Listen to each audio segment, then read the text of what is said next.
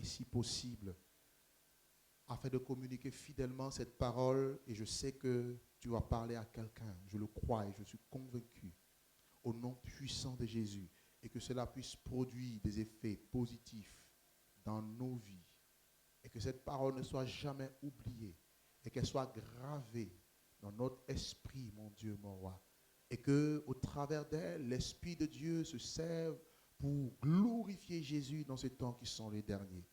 Louange, honneur et gloire te reviennent à toi seul, au nom de Jésus. Amen. Prenez avec moi 3 portions des Écritures et je veux nous partager quelque chose ce soir, plutôt ce matin. Ésaïe chapitre 7. Ésaïe 7. Le verset 10 à 14. Ésaïe 7, verset 10 au verset 14. L'Éternel parla de nouveau à Akaz et lui dit: demande en ta faveur un signe à l'Éternel, ton Dieu. Demande-le, soit dans les cieux, plutôt dans les lieux bas, soit dans les lieux élevés. Akaz répondit: je ne demanderai rien et je ne tenterai pas l'Éternel. Ésaïe dit alors: écoutez donc, maison d'Israël, est-ce trop peu pour vous de lasser la patience des hommes, que vous lassiez encore celle de mon Dieu? C'est pourquoi le Seigneur lui-même vous donnera un signe. Voici, la Vierge deviendra enceinte, elle enfantera un fils et elle lui donnera le nom d'Emmanuel. Verset 14, je répète, c'est pour cela que le Seigneur lui-même vous donnera un signe. Voici, la Vierge deviendra enceinte, elle enfantera un fils et elle lui donnera le nom de Emmanuel. Et Luc chapitre 2,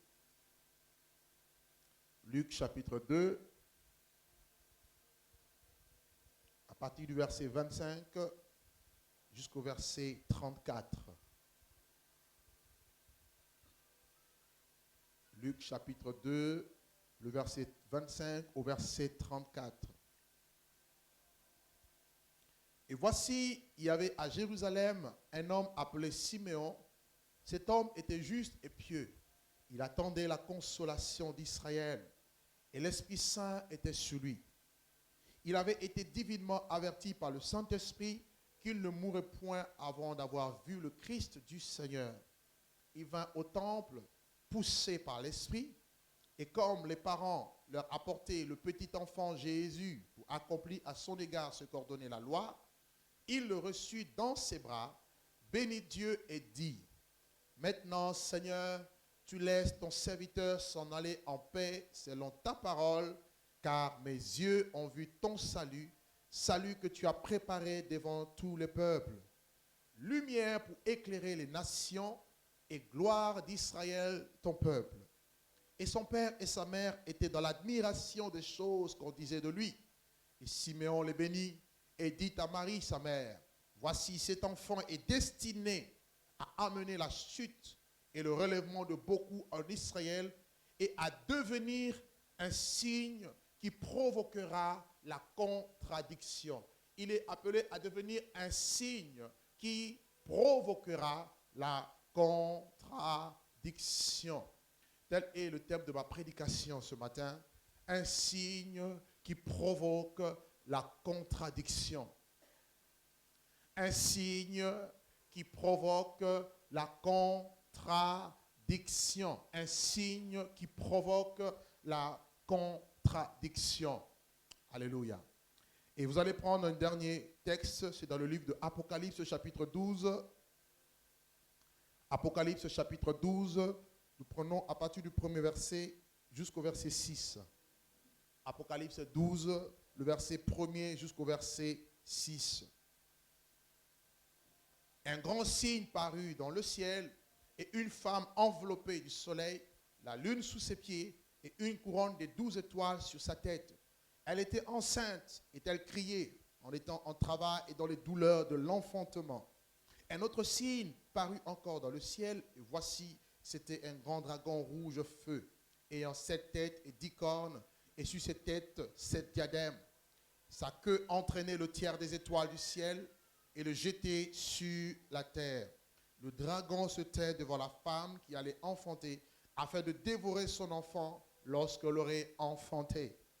Elle enfanta un fils qui doit paître toutes les nations avec une verge de fer. Et son enfant fut enlevé vers Dieu et vers son trône. Et la femme s'enfuit dans le désert où elle avait un lieu préparé par Dieu afin d'y être nourrie pendant 1260 jours. Alléluia. Ici, les 3 textes que nous venons de lire, nous voyons le mot signe qui revient. Le mot signe. Et c'est quoi un signe? Un signe est une marque visible destinée à communiquer un message. Dans la Bible, les signes étaient comme des marques visibles qui étaient destinées à communiquer ou à transmettre un message. Dieu parlait beaucoup par des signes. Regardez, lorsque Caïn va pécher en tuant son frère Abel, des Genèse dans le chapitre 4, la Bible dira que Dieu va mettre un signe sur Caïn, de sorte que quiconque le trouverait, que cette personne ne le tue pas. Voyez, Dieu a veillé sur Caïn à cause du signe, à cause de la marque qu'il avait apposée sur Caïn. Et un signe peut aussi être défini comme une chose concrète, quelque chose de concret, destiné à nous rappeler une réalité. Amen. Quelque chose de concret destiné à nous rappeler une réalité. Ou encore, ça peut aussi être un présage prophétique. Vous verrez, je vais en parler tout à l'heure rapidement, que lorsque par exemple Dieu a détruit la terre par le déluge au temps de Noé, à la fin du déluge, la Bible déclare qu'il y a eu un arc-en-ciel. Et l'arc-en-ciel était le signe de l'alliance entre Dieu et l'humanité, dans lequel Dieu s'engageait à ne plus détruire la race humaine par le déluge. Ce déluge qui a décimé toute la terre. Toute la terre était engloutie par des eaux. Et par le signe de l'arc-en-ciel, à chaque fois qu'il pleut, quand vous voyez l'arc-en-ciel, cela nous rappelle l'alliance que Dieu a conclue avec Noé, selon laquelle, que la terre ne serait plus jamais frappée par le déluge. Et le mot signe, en hébreu, mophet. Mophet, ou en grec, semeion, c'est aussi un symbole. Un signe parle aussi de symbole. Le signe, c'est aussi un symbole. Comme si Dieu venait, il a posé un symbole sur vous. Et le signe des enfants de Dieu aujourd'hui, c'est quoi? Le Saint-Esprit. Alléluia. En lui, vous aussi, après avoir entendu la parole de vérité, l'évangile de votre salut, en lui, vous avez cru et vous avez été scellés du Saint-Esprit, lequel est un gage pour la rédemption de ceux que Dieu s'est acquis pour célébrer sa gloire. Le Saint-Esprit en nous est un signe, est une marque, certes invisible, mais qui démontre notre appartenance à Dieu. Alléluia.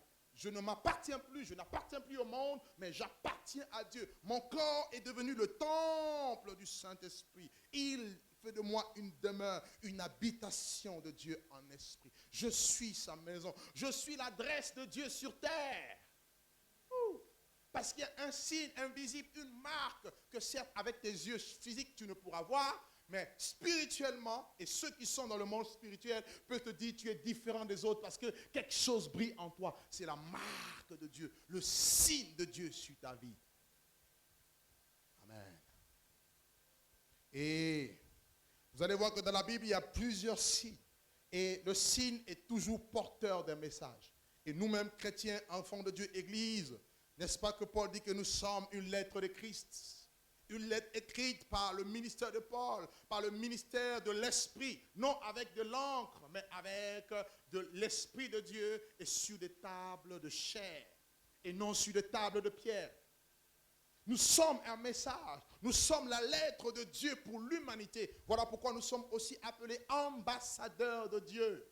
héritiers de Dieu, co-héritiers de Christ, mais aussi ambassadeurs, comme si nous portons un message, nous représentons le royaume de Dieu invisible sur cette terre qui est visible. Parce qu'il y a le signe en nous. Alléluia.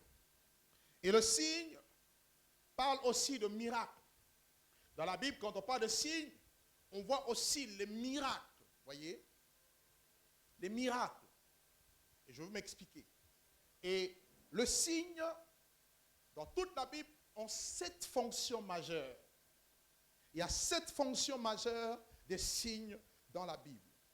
Et dans chaque signe, vous retrouverez toujours la marque de Jésus, la marque de l'Esprit. Dans chaque signe, vous verrez toujours, en fait, quelque chose va toujours vous ramener vers Christ, vers Jésus. Alléluia. Car il est le commencement et il est la fin. Le premier et le dernier. Et quelles sont les 7 fonctions majeures des signes? Premièrement, les signes sont appelés à emmener la connaissance de Dieu. Quand on voit le signe, on aboutit à connaître Dieu. C'est pourquoi je veux commencer par le passage que je vous ai donné dans le livre de Ésaïe chapitre 7. Où Dieu dit lui-même, je vous donnerai un signe. Dieu lui-même donne un signe. Exode chapitre 7, le verset 3 en parle. Exode 7, verset 3 nous parle de signes qui amènent la connaissance de Dieu. Deuxièmement, le signe sert de protection. Lorsque Dieu appose, quand il a apposé le signe sur Caïn, quand Dieu a dit quiconque verrait Caïn ne le tuerait pas, Caïn était en sécurité parce qu'il pouvait aller partout sur cette terre parce qu'il avait peur, parce qu'il avait tué son frère. Il pensait que, comme Dieu est un Dieu juste, il allait le venger.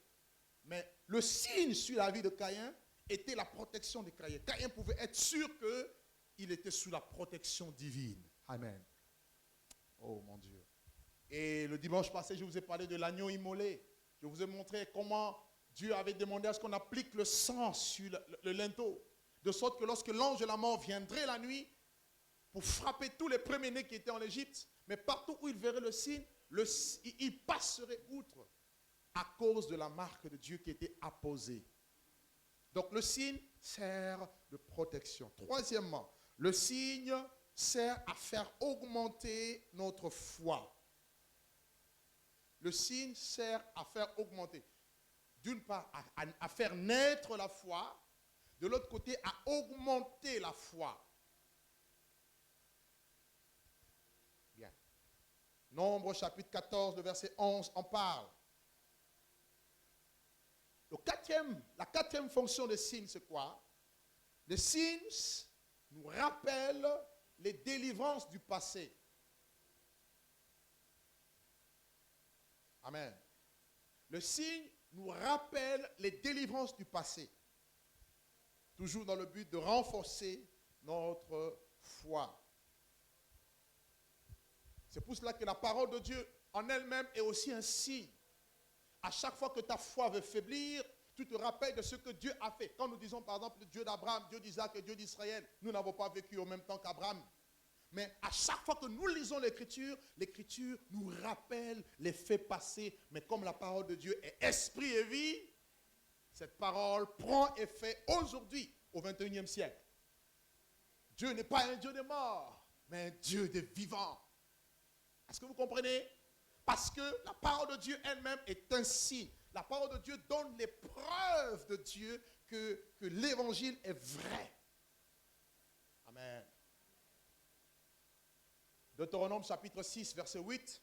Si vous lisez dans Deutéronome 6, verset 8, Dieu disait aux enfants d'Israël d'écrire les portions des Écritures et de le mettre sur des portes, de l'écrire sur la main. Hein?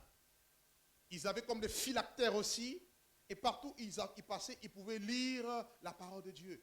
Et dans Josué 1,8, le passage que vous connaissez, il est dit que ce livre de la loi ne s'éloigne point donc de ta bouche, médite le jour et nuit, pour agir fidèlement selon ce qui est écrit, c'est alors que tu auras du succès dans tes entreprises et c'est alors que tu réussiras. Donc, la parole de Dieu en elle-même est un signe qui nous rappelle les choses du passé et qui actualise le passé au présent parce que Dieu est le même.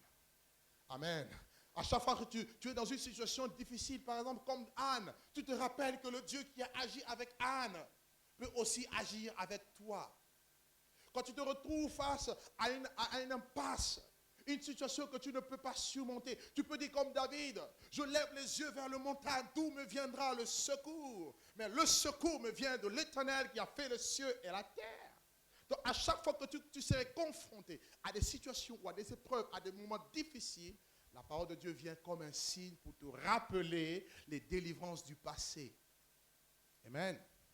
5e fonction d'un signe. Le signe servait d'alliance entre l'homme et Dieu. Le signe servait d'alliance entre l'homme et Dieu. Et vous verrez que Dieu a toujours traité une alliance avec l'homme. Dieu est un Dieu d'alliance. Je vous en prie, si vous voulez marcher avec Dieu, faites alliance avec lui. Amen. Faites alliance avec Dieu, c'est-à-dire où vous allez vous engager à respecter, parce que Dieu reste fidèle dans les contrats d'une alliance, d'un pacte, d'un engagement. Il est dit quoi dans Amos 3, verset 3 ? 2 hommes marchent-ils ensemble sans se concerter ? Si nous voulons marcher ensemble, nous devons être en accord, nous devons nous concerter. Si tu veux que Dieu soit ton Dieu, arrange-toi avec lui, accorde-toi avec lui, fais une alliance avec lui. Et Dieu restera toujours fidèle dans son alliance, quoi qu'il arrive. Peu importe les temps, les circonstances, peu importe les épreuves par lesquelles nous pouvons passer, Dieu restera fidèle à son alliance.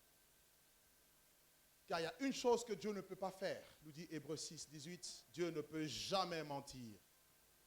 Dieu n'est pas un homme pour mentir, ni un fils de l'homme pour se repentir. Ce qu'il a déclaré, ne le ferait-il pas? Il le fera, parce qu'il est Dieu, il est fidèle. C'est pour cela que vous voyez que quand il a appelé Abraham, il a conclu une alliance. L'alliance entre Dieu et Abraham, c'était quoi? Le signe visible, c'était la circoncision. Quand Dieu a prêté alliance avec Israël, selon laquelle Israël serait un peuple qui appartienne à l'Éternel, l'alliance, le signe de l'alliance, c'était le sabbat, le Shabbat. Le Shabbat, c'est le signe de l'alliance entre Dieu et Israël. Comprenez? Et nous sommes aujourd'hui sur la nouvelle alliance. Le sang de Jésus, l'alliance par excellence. Amen. Amen. Et 6e fonction d'un signe. Les signes servent quelquefois d'avertissement. Un signe sert aussi d'avertissement. Avant Dieu, la Bible dit que le Seigneur Dieu ne fait rien sans avoir révélé son secret à ses serviteurs, les prophètes. Avant qu'un événement négatif arrive, Dieu envoie toujours des signes annonciateurs. Il dit quoi aux enfants? Il dit quoi aux pharisiens? Il dit, vous regardez l'aspect du ciel. Vous pouvez discerner l'aspect du ciel, mais vous ne pouvez discerner le signe des temps. Il y a des signes qui peuvent nous montrer à quelle heure nous sommes dans l'horloge prophétique, dans l'horloge de Dieu. Il y a des signes qui ne trompent pas. Amen. Alléluia. Quand vous voyez, vous regardez le ciel, vous pouvez dire non, peut-être qu'aujourd'hui il va pleuvoir. Parce qu'il y a des signes qui montrent des événements qui vont arriver. Et c'est pareil. Dieu utilise des signes pour annoncer, pour avertir. Il dit sonne la trompette et avertis mon peuple. Et dernièrement, 7e, les signes viennent pour confirmer un message divin. Alléluia. Le signe vient pour confirmer un message qui vient de Dieu. Et je veux dire à quelqu'un ici que Dieu, quand il envoie un signe, Dieu ne ment jamais.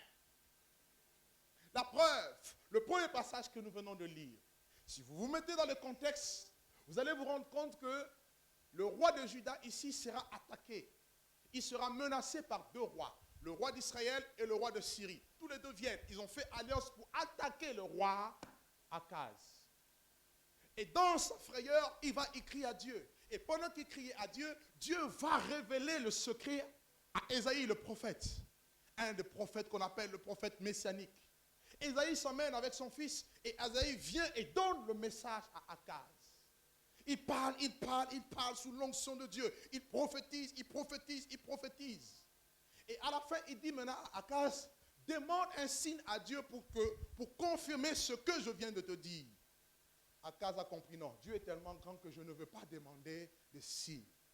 Ésaïe lui-même, sous l'onction de l'Esprit de Dieu l'anime, parce que la Bible dit que ce n'est pas par une volonté d'homme qu'une prophétie a jamais été apportée. C'est poussé par l'Esprit de Dieu que les hommes ont parlé de la part de Dieu.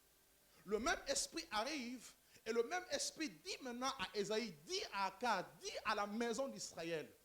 Donc le message du signe, ce n'était plus pour Akaz seul, mais c'était pour toute la nation d'Israël. Il dit, voici, la Vierge deviendra enceinte. Oh my God.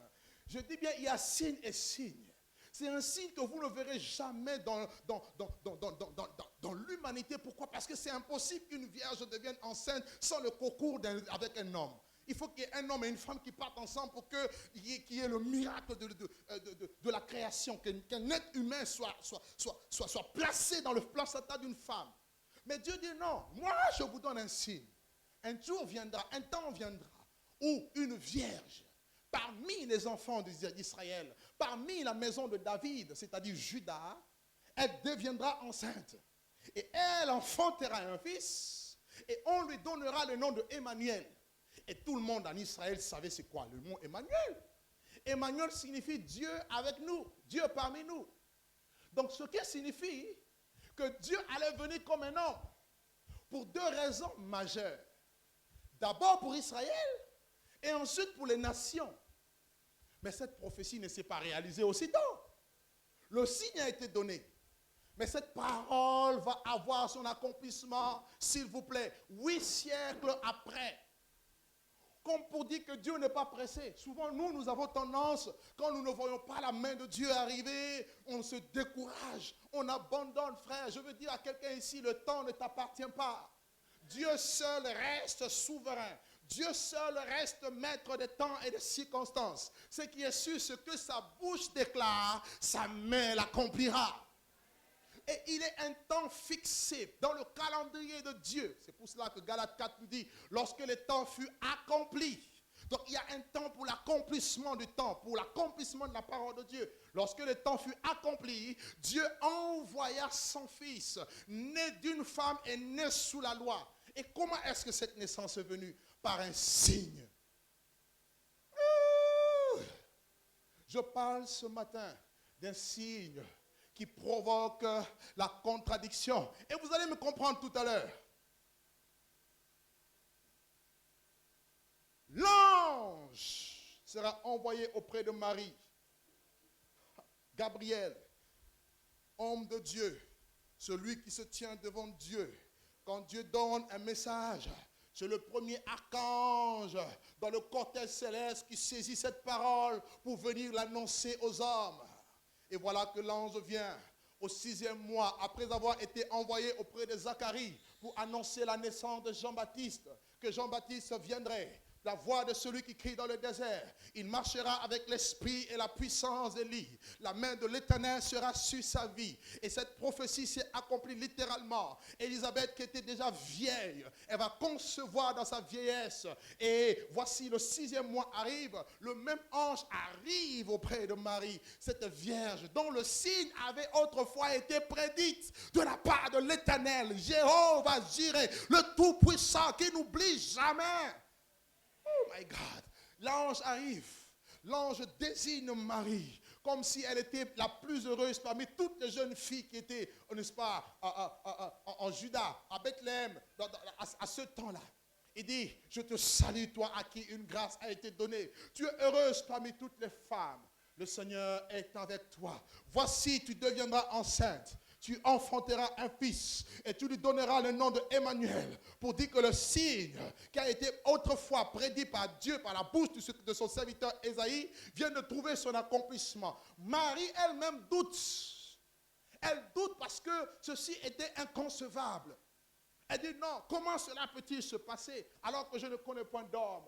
L'ange lui dit, non, ne te pose pas de questions. Et je veux dire à quelqu'un ici, ne te pose pas de questions. Comment la chose va arriver? Ce que Dieu a dit va arriver. Comment, je ne sais pas, mais elle arrivera.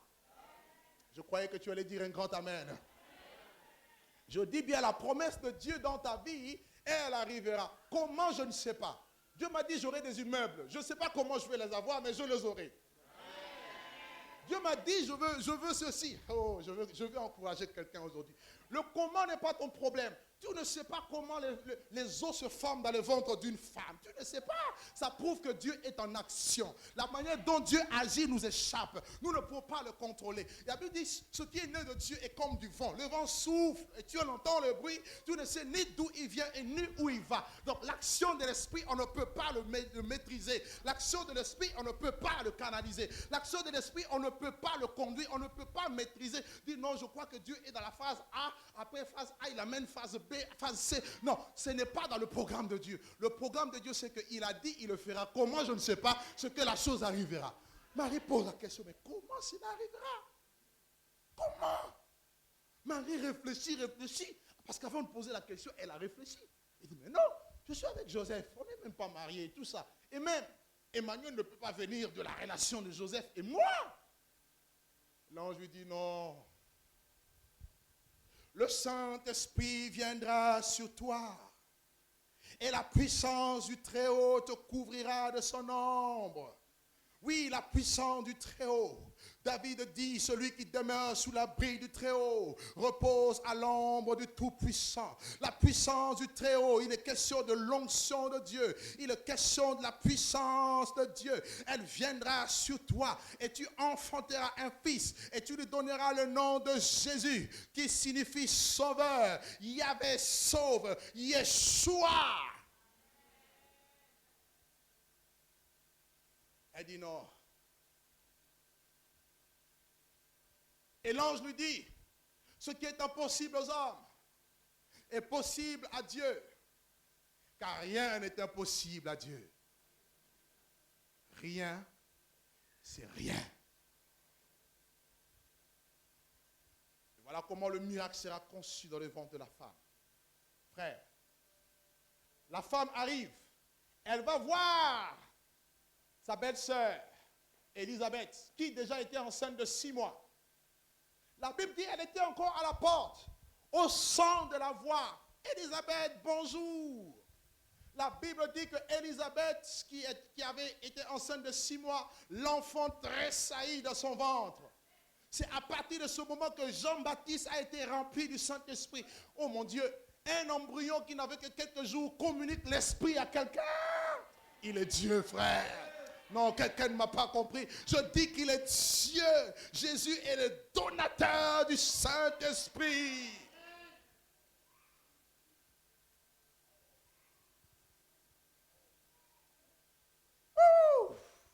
Jesus Christ.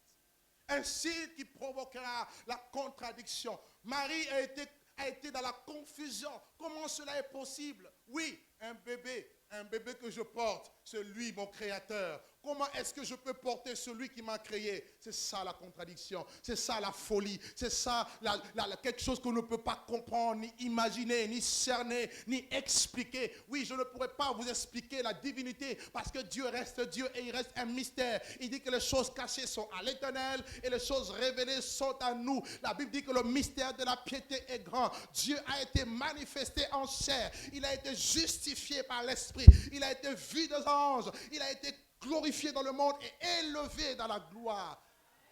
Il s'appelle Jésus de Nazareth. Et ce signe est venu à l'accomplissement. Il accomplira toutes ses promesses. Frère, il a vécu comme tout homme, 9 mois dans le ventre de Marie. Le moment de l'accouchement, il y avait un recensement. Ils vont se retrouver à Bethléem. Pas d'endroit dans l'hôtellerie, pas de place dans l'hôtellerie. Ils se retrouvent dehors, au milieu des bêtes, des animaux. Le Fils de l'homme naît là. Il naît au milieu des poules, des bœufs. Il naît au milieu de tout ça, sur une table. Comme pour dire que la royauté selon Dieu n'a rien à voir avec la conception humaine des choses. Il est né là. comme dans une faiblesse, comme la Bible dit, il est sorti comme d'une terre desséchée. Il n'avait ni beauté, ni éclat. Il n'avait rien pour attirer nos regards. Il est né là, dans toute la simplicité. Frère, et voilà que 8 jours après, il est circoncis. Après le temps de la purification de Marie, il l'amène au temple pour accomplir, parce qu'il était le premier-né. Et tout premier-né en Israël devait être consacré à l'Éternel. On l'amène au temple. Et voilà qu'un homme du nom de Siméon, la Bible dit, il attendait la consolation d'Israël. Ce jour-là, poussé par l'Esprit, l'Esprit de Dieu va faire quelque chose. Il va pousser les gens, des hommes et des femmes, des 4 vents des cieux. Et la promesse va être réalité. Je vous assure, rien n'est impossible à Dieu. S'il veut accomplir quelque chose dans votre vie, il est capable de tout. Il est maître de tout. Il contrôle tout. Il synchronise tout. Il n'y a pas de bug avec lui. Poussé par l'Esprit de Dieu, il se rend au temple. Frère, il voit Jésus. Il voit le bébé. Il était encore bébé. Quelques jours seulement. Il commence à prophétiser. Il dit, Seigneur, maintenant tu peux laisser aller ton serviteur en paix. Car mes yeux ont vu ton salut. Mon oreille avait entendu parler de toi. Mais mes yeux aujourd'hui te voient. Mes yeux te voient. Mes mains peuvent te toucher. Il dit, mes yeux ont vu ton salut. Salut, écoutez. Salut, délivrance qui a été préparée pour les nations. Le salut est disponible pour toutes les nations. Africains, Européens, Asiatiques, je ne sais pas, entiers, toutes les nations. Oui, un seul Dieu, un seul homme venu de la part de Dieu pour apporter le salut. Le salut ne se trouve en aucun autre nom. Ce n'est pas Krishna, ni Bouddha, ni qui que ce soit. C'est le nom de Jésus. Et Jésus n'est pas un homme, mais Jésus est Dieu qui a été fait homme. Et le salut est disponible. Il dit, mes yeux ont vu ton salut. Salut que tu avais prédestiné devant toutes les nations. Et ce salut est visible. Je peux le voir. Je peux le toucher. Je peux le palper. Et il dit non. Il dit lumière pour éclairer les nations. Pourquoi? Parce que les nations sont dans les ténèbres. Les nations sont enveloppées par les ténèbres. Oui, le peuple qui marchait dans les ténèbres a vu une grande lumière. Sur ceux qui habitaient le pays de l'ombre de la mort, une lumière resplendit. Il est venu comme la lumière. Il est venu resplendir. Oui, frère, pour éclairer ceux qui sont dans les ténèbres. Il dit, je suis la lumière du monde. Celui qui me suit ne marchera plus jamais dans les ténèbres, mais il aura la lumière de la vie. C'est Jésus qui éclaire la vie. C'est Jésus qui apporte, oui, la délivrance des ténèbres. Lumière pour éclairer les nations. Et gloire d'Israël, son peuple. Il était venu comme la gloire d'Israël. Pourquoi? Parce que Israël avait perdu son éclat. Lamentation de Jérémie, chapitre 4, le verset 1er nous dit, l'or a perdu son éclat. L'or pur a perdu son éclat. Israël, cette beauté, oui, Israël était comme un bijou pour Dieu. Israël était comme un joyau pour Dieu. Israël était la seule nation choisie parmi toutes les nations sur cette terre pour refléter la gloire de Dieu à la face de l'humanité. Mais Israël, à cause du péché, Israël à cause de la religion, Israël à cause des traditions des hommes, Israël a perdu son éclat. L'or ne brillait plus. Mais Jésus est venu pour redonner la gloire à Israël. Mais observez maintenant, s'il vous plaît. Je parle du signe qui apporte la contradiction. Observez le ministère de Jésus. Observez la vie de Jésus sur terre. Observez ce qu'il était venu accomplir de la part de Dieu. Étant un signe de la part de Dieu, il avait une mission à accomplir. Et Simeon le regarde et se tourne vers Marie. Et commence à dire à Marie, cet enfant, en parlant de Jésus, il est appelé à amener la chute et le relèvement de beaucoup en Israël. Ce qui signifie quoi? Il est venu comme une pierre, la pierre angulaire. Dieu dit quoi? Je mets en Sion une pierre de grand prix. Celui qui tombera dessus sera brisé. Et s'il tombe sur toi, tu es fracassé.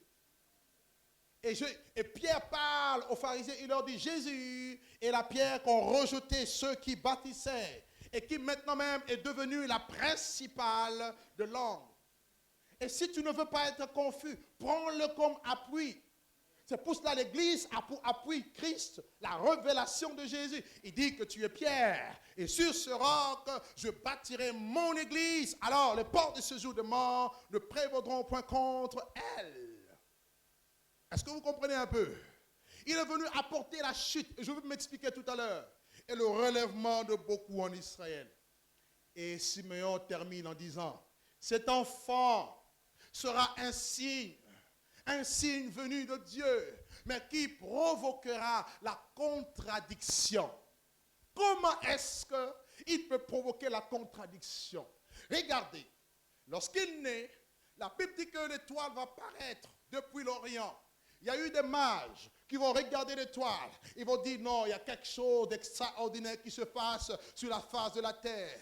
La Bible déclare, ils vont commencer à suivre l'étoile. Ils vont commencer à suivre l'étoile. Et l'étoile arrive à Jérusalem. Alors que Jésus n'est pas né à Jérusalem. Jésus est né à Bethléem, maison du pain. Mais l'étoile est venue jusqu'à Jérusalem parce qu'à l'époque, c'était le fief de la religion.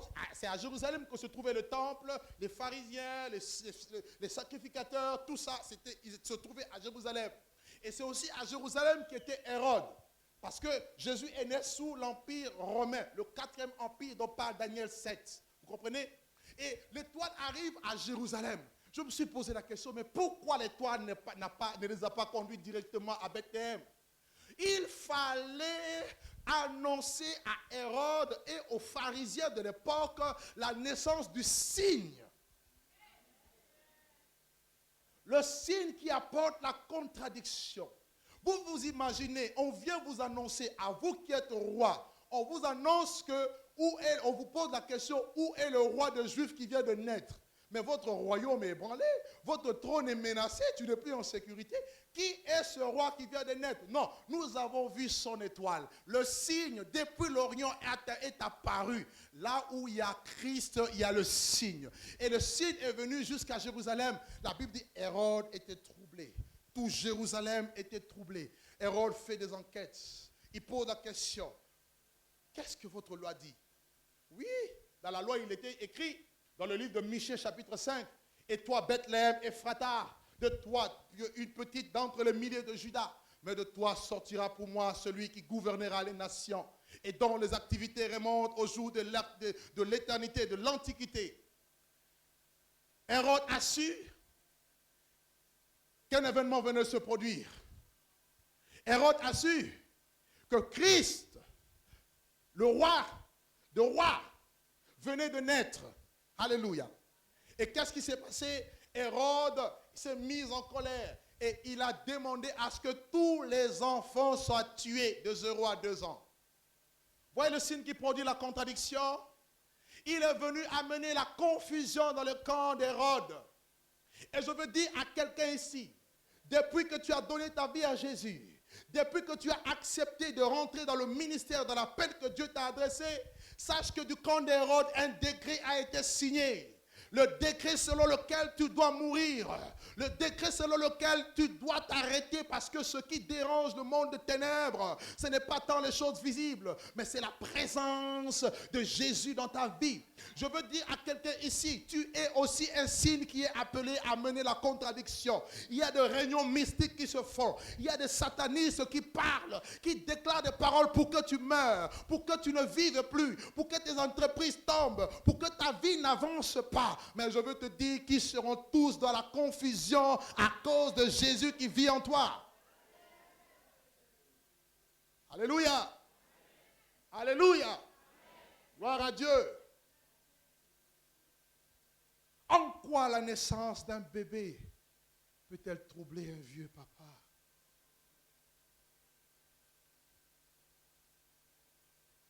Il y a bébé et bébé. Il y a naissance et naissance. En parlant de Jésus, on nous parle d'un homme de haute naissance. Oh! Alléluia. La contradiction commence au début même de sa vie.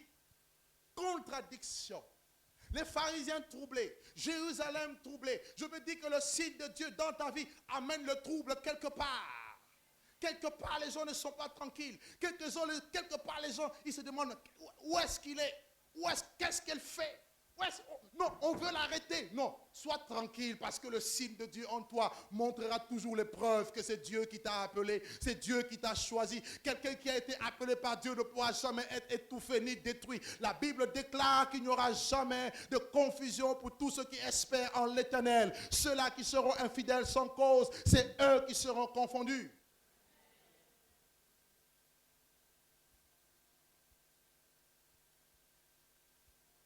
Dieu vient en songe et révèle à Joseph, il faut que tu partes en Égypte.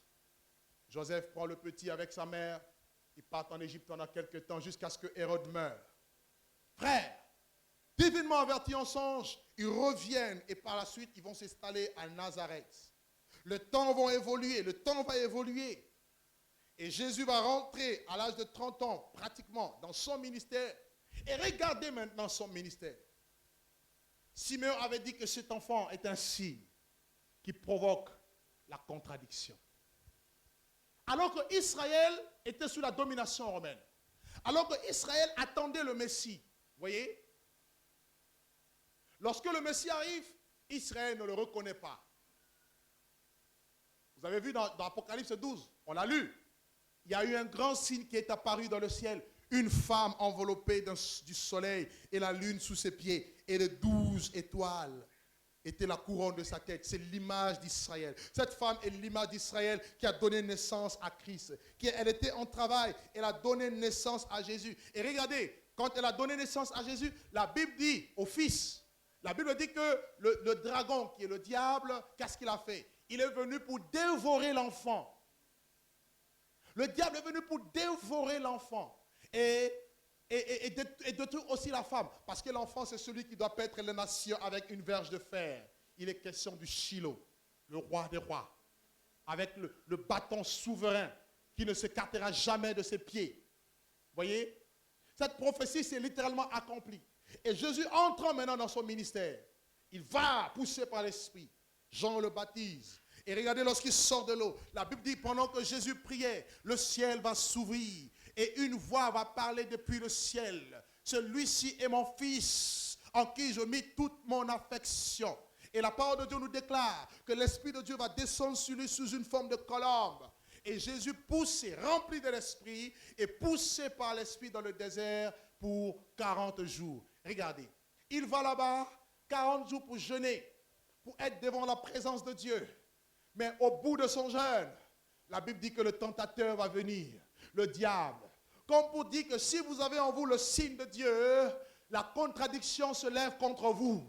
Le diable se lève avant même que vous ne finissiez votre temps de jeûne et prière. Avant même que vous arrêtiez ce pour lequel vous vous êtes mis à part pour Dieu, le diable arrive. Et le diable essaie de vous troubler. Le diable essaie de fomenter, de mettre la confusion dans votre esprit. Le diable arrive et il dit si tu es fils de Dieu, alors qu'il est fils de Dieu, il n'a pas besoin du témoignage du diable. Il le sait, je suis fils de Dieu.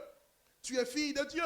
La Bible dit l'Esprit de Dieu rend témoignage à mon esprit que je suis enfant de Dieu. Alléluia. Je n'ai pas besoin de douter que je suis enfant de Dieu. Est-ce que vous comprenez un peu? Si tu es fils de Dieu, transforme ce pierre en pain. Jésus dit non. Il est écrit, l'homme ne vivra pas de pain seulement, mais de toute parole qui sort de la bouche de Dieu. Il le transporte sur une montagne. Il dit, jette-toi en bas, car il est écrit qu'il enverra des anges et qui te porteront par les mains. Il dit, non, tu ne tenteras pas le Seigneur, ton Dieu. Et il l'emmène sur une haute montagne. Il lui montre le royaume de la terre. Jésus lui dit, non, tu adoreras le Seigneur, ton Dieu. Et tu le serviras lui seul.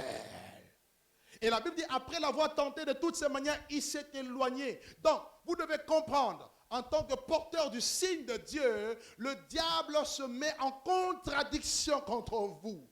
Il se met en opposition contre vous, contre ce que Dieu a déclaré pour vous, contre la mission que Dieu vous a confiée. Mettez-les en esprit. Le diable vient toujours au début. Et il essaie de venir toujours à la fin. Toujours. C'est pour cela qu'il faut le vaincre. C'est pour cela qu'il ne faut pas se laisser avoir par la contradiction. Jésus le savait. Il avait faim. Il pouvait bien changer les pierres en pain. Mais il dit non, je ne peux pas céder à la volonté du diable. Car ma nourriture est de faire la volonté de celui qui m'a envoyé et d'accomplir son œuvre. Est-ce que quelqu'un me suit jusque-là? Je parle d'un signe qui provoque la contradiction. Donc comprenez qu'avec le signe de Dieu, vous provoquez la contradiction, l'opposition dans le royaume des ténèbres. Le diable ne dort pas, les démons ne dorment pas. Il se dit, voici une nouvelle église qui vient de naître. Alors on va tout faire pour l'étouffer. Parce qu'il sait que vous dérangez. Il va utiliser n'importe quel moyen pour arriver à ses fins. Mais nous n'allons pas céder. Non, quelqu'un ne m'a pas compris. Nous n'allons pas céder. Nous allons confronter l'ennemi parce que nous savons que nous sommes dans le camp du plus fort. Il dit quoi? Il dit, soumettez-vous à Dieu et résistez au diable et il fuira. Qui veut que le diable fuit ici? Moi. Qui veut que le diable fuit? Soumets-toi à Dieu. Et ensuite résiste-lui. Quand il vient avec des pensées négatives, de toute façon, tu es un vaurien. Tu n'as pas d'importance. Dis-lui non, c'est faux. Je suis une habitation de Dieu en esprit. Si tu te dis tu ne peux rien faire de bon dans la maison de Dieu, dis non, c'est faux. Je suis serviteur de Dieu. Je suis servant de l'Éternel. Amen. Si le diable arrive et dit non, toi, de toute façon, tu mourras comme ça, rien de bon. Y a-t-il quelque chose de bon qui peut sortir de Nazareth? Oui. Amen. Christ a démontré sa force par la victoire sur la tentation. Voici la contradiction qui a commencé. Mais sachez que le diable ne va pas vous laisser tranquille. Si vous arrivez avec les démons, vous arrivez à être délivré de la puissance des ténèbres, les liens familiaux sont tombés, les chaînes ont été brisées, je suis délivré, je suis libre, alléluia, gloire à Dieu. Ne te dis pas que c'est fini. Il reviendra, il rôde comme un lion rugissant, cherchant qui dévorer. C'est pour cela que vous voyez que dans le ministère de Jésus, le diable va utiliser deux systèmes. Le premier système, c'est le système politique. C'est-à-dire les rois, les tétrarques qui étaient à l'époque. Vous voyez? Ça, c'est le premier système que le diable utilise. Car le monde entier est sous son pouvoir. Un jour même, pendant son ministère, quelqu'un vient dire à Jésus, Jésus, il faut que tu partes d'ici parce que Hérode veut te tuer. Voici la contradiction. Hérode veut te tuer. Il veut que tu meurs. Jésus dit non. Allez dire à ce renard, je fais des miracles aujourd'hui, demain et le troisième jour. Et le troisième jour, j'aurai fini. Car il faut que je marche le premier jour, le deuxième jour et le troisième jour. Car il ne convient pas à un prophète de mourir en dehors d'Israël. Comprenez que ceux qui étaient porteurs de signes étaient aussi des prophètes. Ils avaient une marque prophétique sur leur vie. Ésaïe, la Bible dit qu'il était un signe pour sa génération, un prophète pour sa génération. Dans Ézéchiel 24, la Bible dit que Ézéchiel sera un signe prophétique pour Israël pendant son temps. Et tu l'es aussi. Parce que tu es appelé à être la lumière du monde, à briller comme des flambeaux au milieu d'une génération perverse et corrompue. Telle est la mission de l'Éternel pour toi en ce temps précis. Est-ce que tu me suis? Alléluia. Donc, le système politique va se lever. Le système politique se lève. Mais Jésus n'a pas reculé parce que son temps n'était pas arrivé. Il savait que leur temps allait arriver, il serait arrêté. Voilà pourquoi lorsqu'on l'a arrêté, Jésus ne s'est pas mis à pleurer, à pleurnicher. Non, il dit c'est maintenant votre temps, le temps des ténèbres. J'étais tous les jours au milieu de vous, vous ne m'avez pas arrêté, mais c'est maintenant votre temps. Vous comprenez?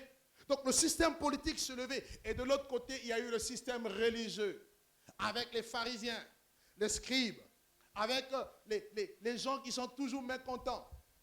Jésus était toujours confronté. À chaque fois qu'il faisait un miracle, il y en a qui lui disaient, mais non, Jésus, c'est un jour de sabbat. Tu n'as pas le droit de faire un miracle. Et Jésus leur disait, lequel de vous, le jour de sabbat, ne détache pas son bœuf ou l'âne? Hypocrite que vous êtes. Vous comprenez? Il était là toujours à le suivre. Tel que je suis là, il y a beaucoup de gens qui me suivent. Ils me regardent, ils cherchent, ils fouillent. Pareil, tel que tu es. Il y a des gens, peut-être que tu ne le sais pas. Tu es regardé. Les gens te suivent, ils te fouillent. Qu'est-ce qu'elle est devenue? Qu'est-ce qu'elle fait? Qu'est-ce qu'il fait? Qu'est-ce qu'il dit? Et vous n'allez pas m'attraper en flagrant délit. Dis à ton ami, sois tranquille, tu ne m'attraperas pas en flagrant délit. Alléluia. Parce que les pharisiens, quand ils observent Jésus, ils veulent attraper Jésus, hein? Ils veulent l'attraper avec les paroles. Un jour, ils viennent, ils lui disent, maître, dis-nous, il nous manque une pièce de monnaie. Dis-nous, devons-nous payer l'impôt ou pas? Jésus le regarde parce que, oh non, Jésus avait la révélation, le discernement. Il dit non, par ruse. Ils ont posé la question par ruse. Jésus leur dit, montre-moi une pièce. Il donne une pièce. De qui est-ce l'effigie et l'inscription? De César. Alors, rendez à César ce qui est à César et rendez à Dieu ce qui est à Dieu.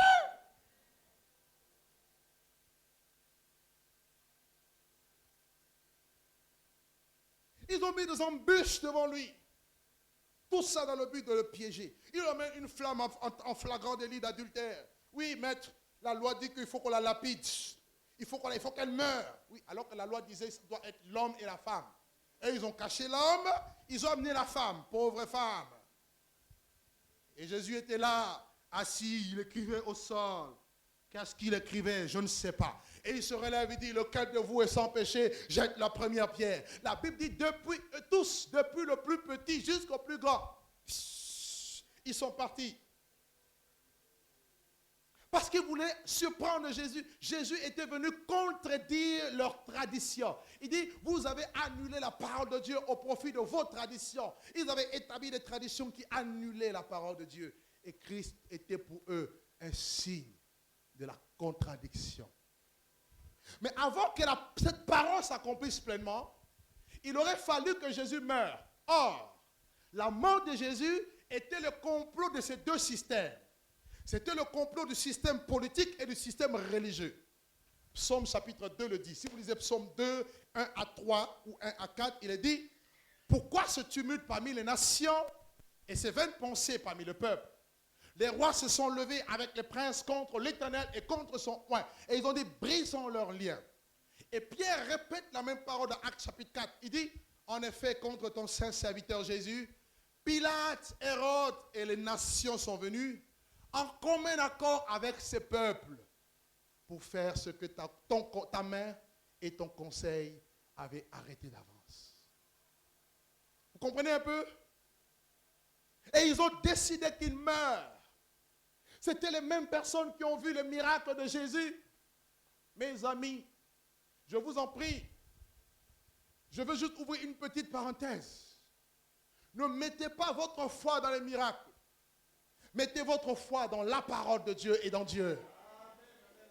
Les miracles, c'est des signes extraordinaires, des prodiges, des choses surnaturelles que Dieu fait pour nous faciliter la foi, pour nous amener à la foi en cas de doute ou d'incrédulité.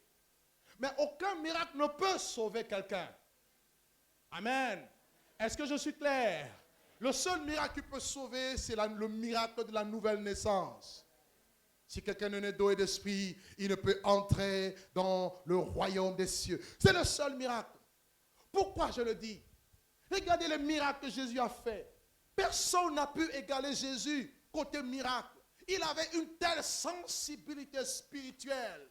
Quand il fallait guérir, il guérissait. Quand il fallait délivrer, il délivrait. Quand il fallait purifier les lépreux, il purifiait les lépreux. Jean d'ailleurs lui dit, es-tu celui qui doit venir ou devons-nous en attendre un autre? La Bible dit, au même instant, Jésus a commencé à guérir les malades. Et il dit, allez dire à Jean ce que vous avez vu et entendu. Les aveugles voient, les sourds entendent, les muets parlent, les paralytiques marchent, les morts sont ressuscités et l'évangile est prêché. Heureux celui pour qui je ne serai pas eu l'occasion de chute.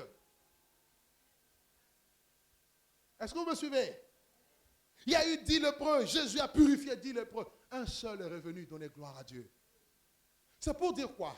C'est pour dire que les miracles, c'est bien. Je veux le miracle. Je veux que tu aimes le miracle, que tu expérimentes le miracle. Mais attention, mets ta foi en Dieu et non dans le miracle. Alléluia. Alléluia. Parce que les mêmes qui ont vu le miracle, les mêmes qui ont crié Hosanna au fils de David, gloire dans les cieux, paix sur la terre des hommes. Frère, parce qu'il était un signe qui provoque la contradiction. Ce sont les mêmes qui sont venus dire, crucifiez-le, libérez Barabbas, libérez le voleur et crucifiez-le. Vous vous imaginez un peu? Un signe qui provoque la contradiction. Les mêmes personnes à qui vous pouvez vous faire du bien, ce sont les mêmes qui peuvent se retourner contre vous. Mais attention, pendant ce moment-là, n'ouvrez pas votre bouche pour maudire. N'ouvrez pas votre bouche pour dire quoi que ce soit. Restez silencieux. Gardez le silence, car il y a un Dieu dans les cieux qui vous justifiera un jour. Il y a un Dieu qui est dans les cieux, qui viendra un jour manifester, oui, la confusion dans le camp de tes ennemis. Ils ont dit crucifiez-le. Il était là, Jésus était là. Oh, devant la foule, il regarde la foule lorsqu'il était jugé par Pilate. Et tout le monde qui criait libérez Barabbas, libérez Barabbas. Voilà le signe qui produit la contradiction. Oui, n'est-ce pas moi qui vous ai nourri? N'est-ce pas moi qui ai chassé les démons dans vos vies? N'est-ce pas moi qui vous ai fait tellement du bien? Mais aujourd'hui, vous me crucifiez. Il a accepté la crucifixion. Frère, il a accepté la souffrance. Il a accepté le rejet. Le problème, c'est d'accepter. Accepte que les gens te font du mal, te fassent du mal. Accepte. Même quand c'est difficile, dis Seigneur, aide-moi s'il te plaît. Mais j'accepte. Endosse. Porte le poids sur toi. Car viendra un jour où tes ennemis changeront de langage. Quelqu'un ne m'a pas compris. Je dis, tu es un signe qui produit la contradiction. Viendra un jour où tes ennemis changeront de langage à ton égard. La Bible déclare dans le livre de Proverbes au chapitre 16, le verset 7, quand l'Éternel approuve les voies d'un homme, il dispose favorablement à son égard même ses ennemis. Alléluia. Il a accepté sous le poids de la souffrance, méprisé, rejeté, abandonné des hommes. La Bible dit homme de douleur. Voyez-vous, habitué à la souffrance. C'est comme si la souffrance était devenue une habitude pour lui. Il a été habitué à la souffrance. La Bible dit semblable à un agneau qu'on mène dans la boucherie. On l'a dédaigné, on l'a méprisé. On n'a fait de lui aucun cas. Il a porté nos péchés. Il a porté nos souffrances. Il était là. Une seule parole a été libérée à la croix. Plutôt deux. La première, Élie, Élie, lama sabachthani. Pourquoi mon père m'as-tu abandonné?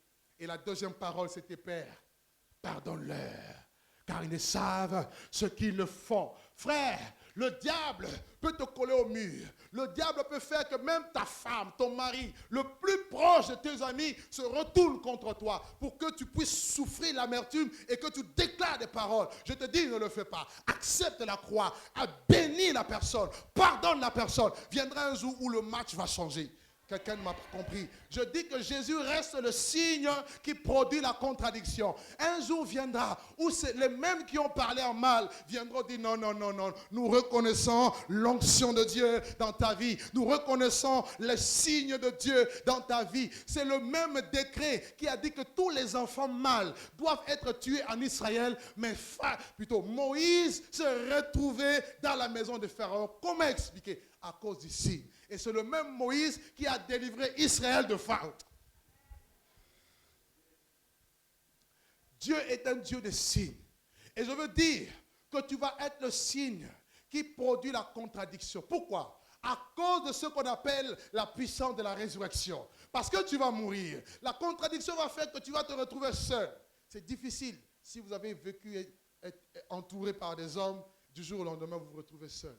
Tout le monde vous abandonne. C'est une souffrance morale terrible, où il y en a même qui vont même aller jusqu'à se suicider, tellement que c'est dur. Vous voyez? Mais il a supporté, il a accepté. Mais c'est le même. Quand il a été ressuscité, les choses ont changé. Alléluia. Alléluia. Alléluia.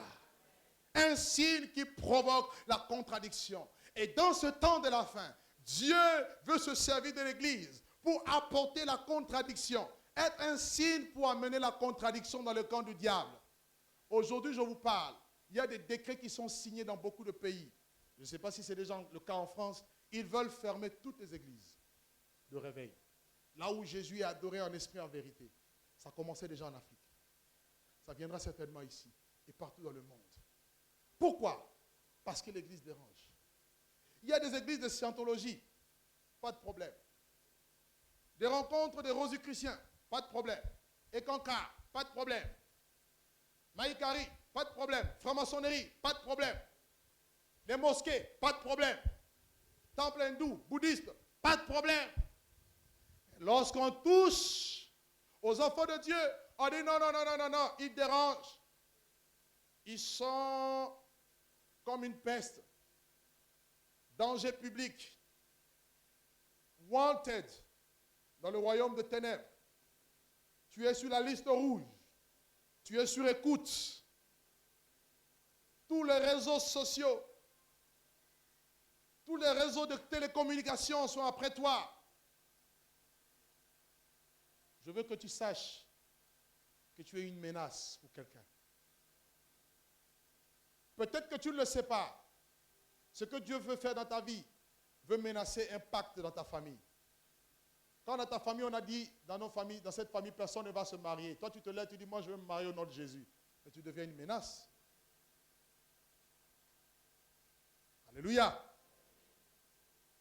Sois ceci, comme Jésus. Parce que la résurrection est possible. Le même qui est mort, la Bible dit que Dieu est venu et l'a ressuscité d'entre les morts. Jésus restera pour toujours le signe. Je dis bien, il restera pour toujours le signe. Et toute personne qui portera la marque de Jésus sera un signe qui provoque la contradiction. Je dis bien, où que tu sois, ça ne sert à rien de fuir la France. Tu penses que si je fuis la France, je vais en Amérique, tout va s'arrêter. Tu te trompes. Non, si je fuis la France, je retourne aux Antilles, ça va aller. Tu te trompes. Parce que le problème, ce n'est pas le territoire. Le problème, c'est le signe. C'est le signe que tu portes qui dérange. Amen. Amen. À moins que tu demandes qu'on enlève ce signe. Je ne crois pas que c'est le cas. Persévère. Regarde ton voisin. Regarde le doigt dans les yeux. Dis-lui, persévère. Non, regarde-le encore. Dis-lui, persévère. Dis-lui à haute voix, persévère. Dis-lui encore, persévère. Dis-lui encore, persévère.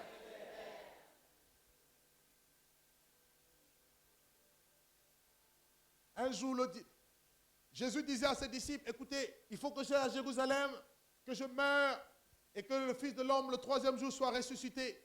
Pierre va lui dire, Seigneur, à Dieu ne plaise, cela ne m'arrivera pas. Qu'est-ce que Jésus a dit? Arrière de moi. Alors je vous laisse cette parole. À chaque fois que l'ennemi voudra que tu ne sois plus un signe qui produit la contradiction, dis-lui, arrière de moi.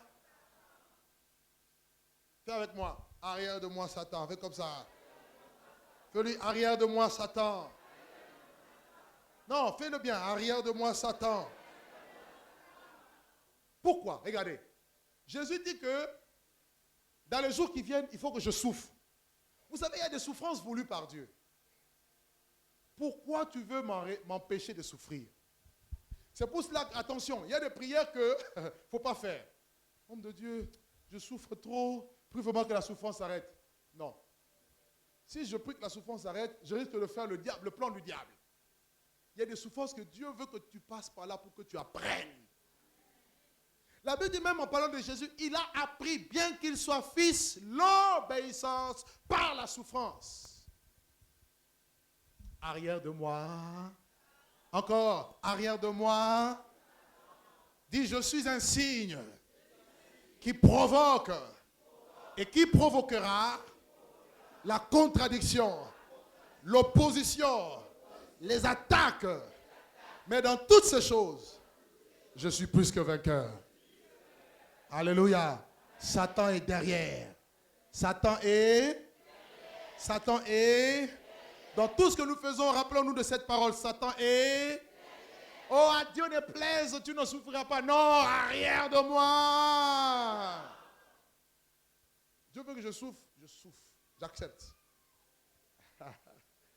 Nous sommes dans l'école de la sophrologie.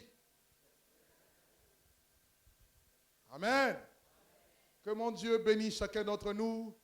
Accrochons-nous à Jésus et persévérons. Perçons au nom de Jésus-Christ de Nazareth. Acclamons Dieu très fort.